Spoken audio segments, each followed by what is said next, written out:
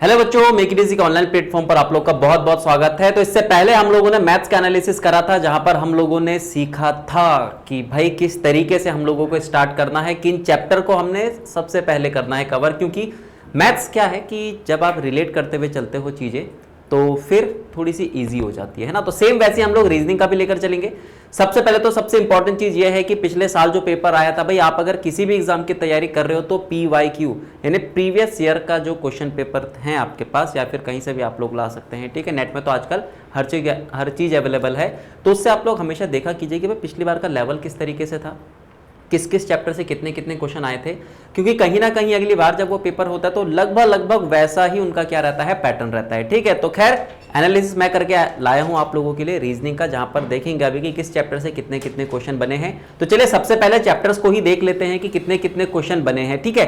फिर उसके बाद डिस्कस करेंगे कि किस तरीके से हम लोग स्टार्ट करें, क्योंकि रीजनिंग क्या है, बहुत बड़ा आपका सिलेबस नहीं है, बहुत जल्दी कवर हो जाता है।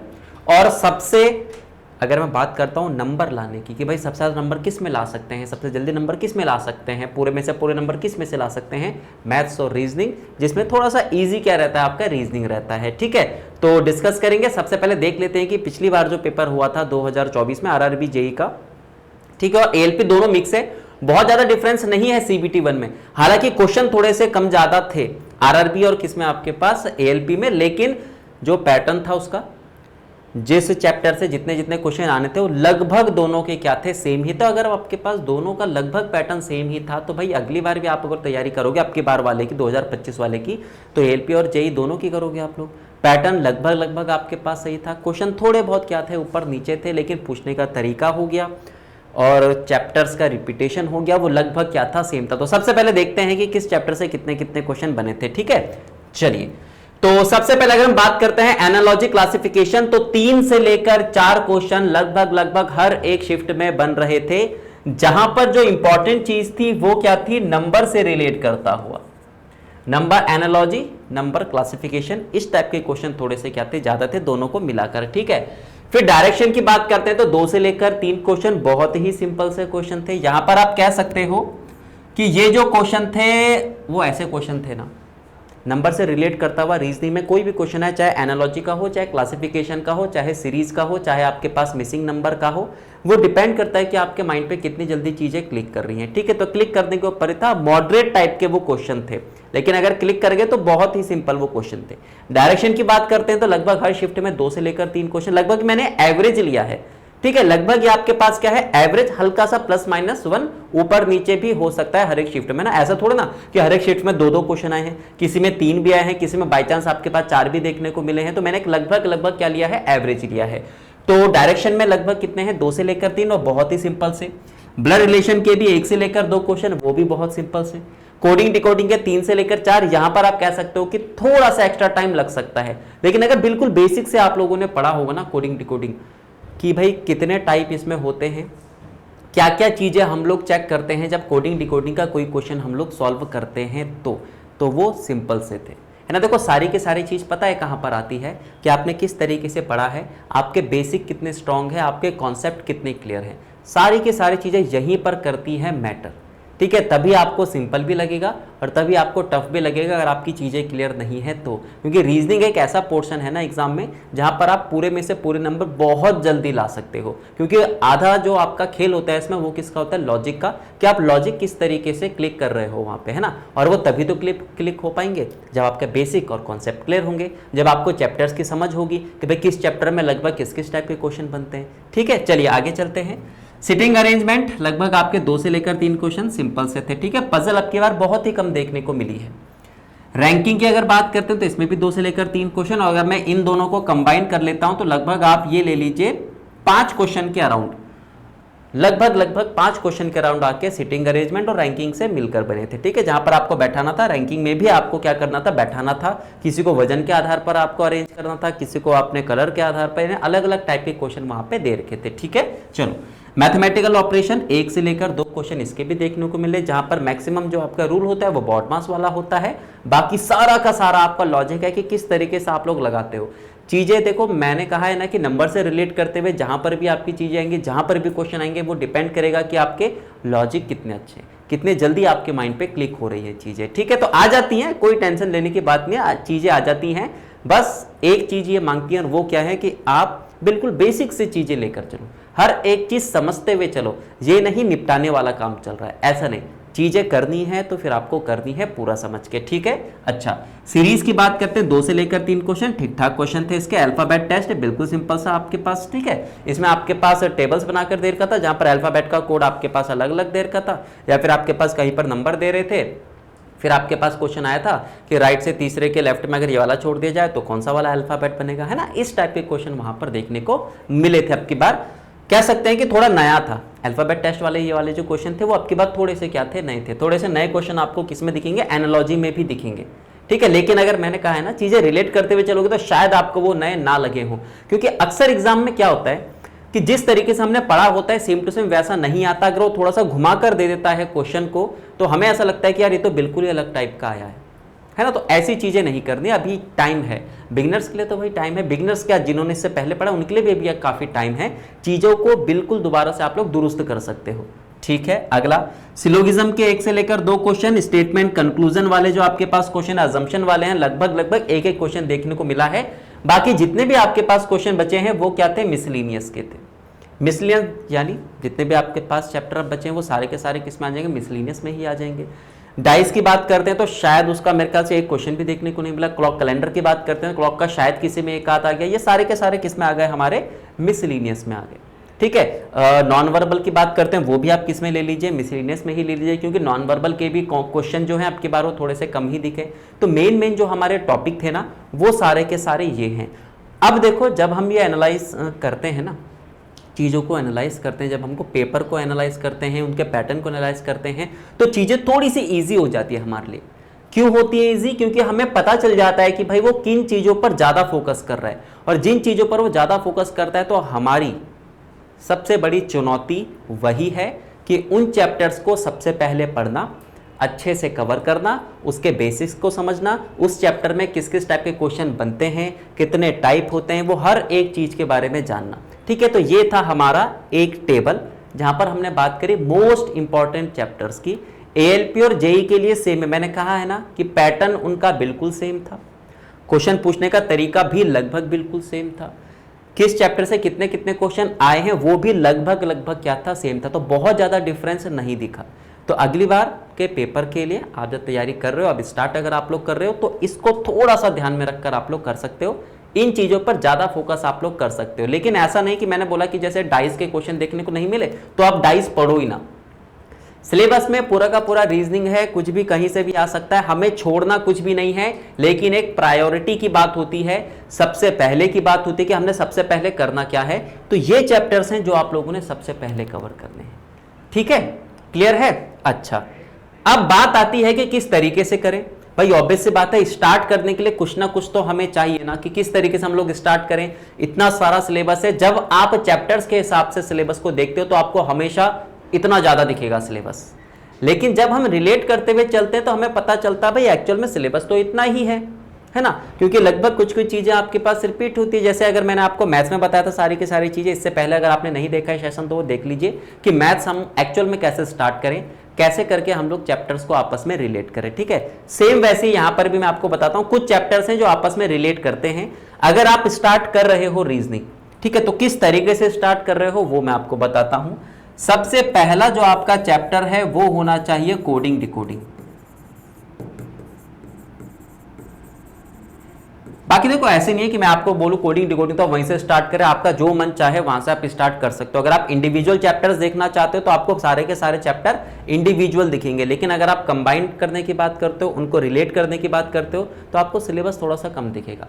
कोडिंग डिकोडिंग जब हम पहले करते हैं तो कोडिंग डिकोडिंग से बहुत सारे टॉपिक्स हमारे कवर हो जाते हैं। कौन कौन से कवर होते हैं? कोडिंग डिकोडिंग तो है ही, एनालॉजी, लेकिन कौन सा वाला आपके पास? लेटर वाला, लेटर एनालॉजी। और नेक्स्ट आपके पास चैप्टर जो है वो है क्लासिफिकेशन, लेकिन इसमें भी आपके पास कौन सा? लेटर क्लासिफिकेशन, ठीक है। ये दो क्या होते हैं आपके पास कवर हो जाते हैं, और यहीं से हमें थोड़ा थोड़ा पता चलता है अल्फाबेट टेस्ट के बारे में। ठीक है, क्यों? क्योंकि जब हम कोडिंग डिकोडिंग करते हैं तो ए से लेकर जेड तक ये पूरी की पूरी जो आपके पास ABCD है इसको अच्छे तरीके से कवर करते हैं, हर किसी का सीरियल नंबर। अच्छा देखो, एक चीज और मैं आपको बता देता हूं कि ये चैप्टर करने का सबसे बेसिक तरीका क्या है, आपको उनके सीरियल नंबर याद करने हैं और आपको क्या याद करना है, रिवर्स।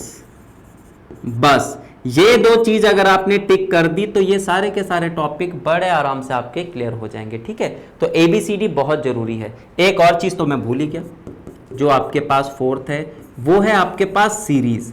सीरीज जो हमारा चैप्टर है सीरीज, लेकिन कौन सा वाला आपके पास, लेटर सीरीज। यानी सिंपल से वर्ड में अगर मैं बोलूं, कोडिंग डिकोडिंग अगर हम करते हैं तो अल्फाबेट से रिलेट करते हुए कोई भी क्वेश्चन हो, किसी भी चैप्टर के हो, किसी भी चैप्टर के टॉपिक हो, वो आप लोग बड़े आराम से कर दोगे। क्योंकि लेटर जो होते हैं वो डिपेंड करते हैं किस पे, ABCD जो है उनके सीरियल नंबर पर और उनके रिवर्स पर, यही चीजें आती हैं बस। और कोडिंग डिकोडिंग में वही चीजें हम लोग सीखते हैं। तो मोस्ट इंपॉर्टेंट चैप्टर आपके पास जो है वो कौन है, कोडिंग डिकोडिंग। और सबसे पहले आप लोग वहीं से क्या करोगे, स्टार्ट करोगे। ठीक है, क्लियर है? अच्छा, और फिर आप लोग चाहो तो आप लोग एनालॉजी से भी स्टार्ट कर सकते हो। ठीक है, एनालॉजी अगर आप कवर करोगे तो आपको पता है रोल नंबर 21 और 22 का, कहते हैं ना चीटिंग का, कि 21 ने जैसा लिखा है वैसे आपके पास 22 का लिखेगा। सिर्फ 21 22 नहीं, 12 13 13 14, मतलब सेम वैसी, कि जो आपका 21 का लिखा है सेम टू सेम वैसे किसने उतार दिया, 22 ने। तो हमारा यहाँ पर जो चीटिंग वाला चैप्टर है, एनालॉजी की चीटिंग एनालॉजी की चीटिंग जो है वो किसने कर रखी है, क्लासिफिकेशन में।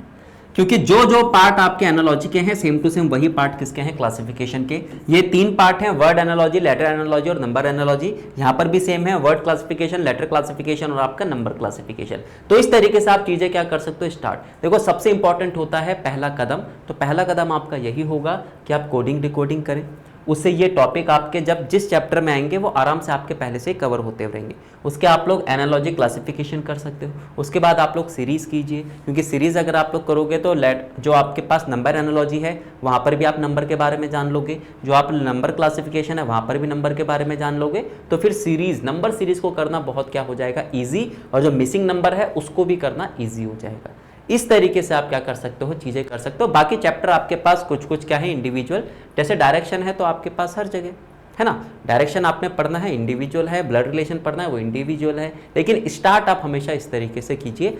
रीजनिंग ऐसा टॉपिक है, मैंने बहुत बार आपको अभी के सेशन में बता दिया कि रीजनिंग आपका ऐसा टॉपिक है, कह सकते हो एग्जाम का, जहां पर आप लोग मैक्सिमम मार्क्स ला सकते हो। सिर्फ आप, मैं रेलवे की बात नहीं कर रहा हूँ, आप SSC की अगर बात करते हैं, SSC JEE की, तो वहाँ पर भी आपका 50 नंबर की रीजनिंग है, मोस्ट इंपॉर्टेंट पार्ट है आपका। ठीक है, और मैक्सिमम नंबर आप लोग वहाँ पर ला सकते हो। तो बिल्कुल बेसिक से आप लोगों ने पढ़ना है, अपने कॉन्सेप्ट को आप लोगों ने क्लियर करना है। क्योंकि देखो स्पीड जो है ना वो आ जाती है जब आप छोटी छोटी चीज़ें सीखते हो तो, और छोटी छोटी चीज़ क्या है एक्चुअल में आपके पास, लॉजिक। जब आपके लॉजिक कवर क्लियर हो जाएंगे, लॉजिक लगने स्टार्ट हो जाएंगे, आपके बेसिक क्लियर होंगे, आपके कॉन्सेप्ट क्लियर होंगे, तो सारी की सारी जो आपकी स्पीड है ना वो कब आपकी बढ़ गई ये भी पता नहीं चलेगा, है ना। कुछ चीज़ें होती हैं जो ऑटोमेटिक आपके पास टाइम के साथ साथ क्या होती है, बढ़ती जाती है। स्पीड उसमें से भी एक है।